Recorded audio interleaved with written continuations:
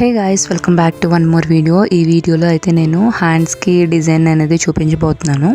దీనికి సంబంధించిన neck design అయితే ఆల్రెడీ మన ఛానల్లో పోస్ట్ చేస్తున్నాను. మీరు ఎవరైనా చూడకపోతే కనుక ఒకసారి చెక్అవుట్ చేయండి.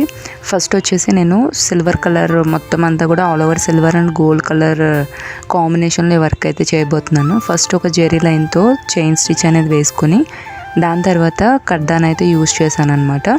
ఇక్కడ చూపించే ఈ రౌండ్ సర్కిల్స్ వచ్చేసి నేను నాట్ ఫ్లవర్స్ అనేది వేయబోతున్నాను, ఫ్రెంచ్ నాట్ ఫ్లవర్స్. సో ఇదేంటంటే మనకి ఇలా లైన్స్ అనేది వేసుకోవడం వల్ల ఫ్లవర్ షేపింగ్ అనేది కరెక్ట్గా వస్తుంది. నేను హ్యాండ్ మిడిల్లోకి వచ్చిన ఫ్లవర్ అయితే కనుక కొంచెం లావుగా వేశాను, కొంచెం పెద్దగా వేశాను. ఇక్కడ నేను హ్యాండ్స్కి ఎప్పుడు వర్క్ చేసినా సరే ఫ్రేమ్ ఫిట్టింగ్ కోసము క్లాత్ అనేది ఎక్స్ట్రాగా యాడ్ చేస్తాను. మనం హాఫ్ పట్టు క్లాత్ తీసుకున్నప్పుడు ఏంటంటే వాళ్ళు ఇచ్చే క్లాత్ వచ్చేసి మనకి క్రాస్గా ఉంటుంది అనమాట. అంటే కటింగ్ చేస్తారు కదా, సో ఆ కటింగ్లో క్రాస్ అనేది ఉంటుంది. అండ్ నేను కట్ చేసి ఇక్కడ అటాచ్ చేసి ఈ లైన్ అనేది వేసినప్పుడు ఏమవుతుంది అంటే అది కూడా కొంచెం క్రాస్గా కనిపిస్తూ ఉంటుంది.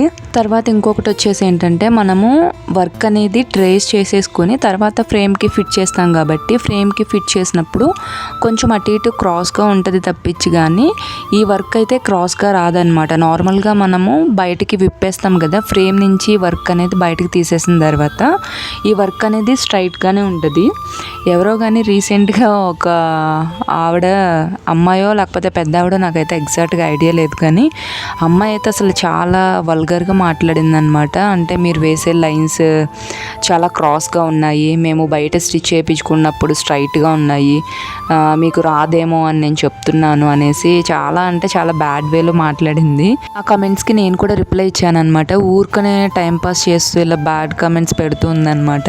ఇంకా నేను అనేసాను, మీ అంత ఖాళీగా నేను లేనమ్మా అంటే, ఇంకా పత్తిత్తు పరవాన్నం వండితే తెల్లారైనా చల్లారలేదు, అదే ప్రతివతవి నువ్వు అనేసి ఇంకా చాలా బ్యాడ్గా మాట్లాడింది అనమాట. మీ అందరికీ ఒకటే రిక్వెస్ట్ చేస్తున్నానండి, మీకు ఎవరికైనా నా వర్క్ నచ్చితేనే చూడండి, లేకపోతే మిమ్మల్ని ఎవరిని నేనైతే బ్రతిమలాను, ప్లీజ్ నా వర్క్ చూడండి అనేసి. ఎందుకంటే మనకి వర్క్ చేసేటప్పుడు చాలా టాస్క్లు ఉంటాయి, అది ఒకటి అని మనం చెప్పలేము.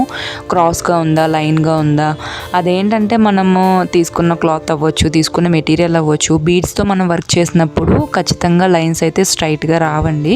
ఎందుకు రావు అంటే బీడ్స్ అనేది ఒక్కొక్కటి ఒక్కొక్క షేప్లో ఉంటుంది అనమాట. షుగర్ బీడ్ అయినా సరే, ఏ బీడ్స్ అయినా సరే అవి మిషన్తో కట్ అయ్యి వస్తాయి కదా, సో అలాంటప్పుడు ఏమవుతాయంటే అవి కొంచెం క్రాస్గా ఉంటాయి. మనం లైన్స్ స్టిచ్ చేసినప్పుడు క్రాస్ అవ్వచ్చు, లేదా పక్కకి వెళ్ళొచ్చు, ఏదైనా అవ్వచ్చు. ఒకటి సన్నగా ఉండొచ్చు, ఒకటి లావుగా ఉండొచ్చు.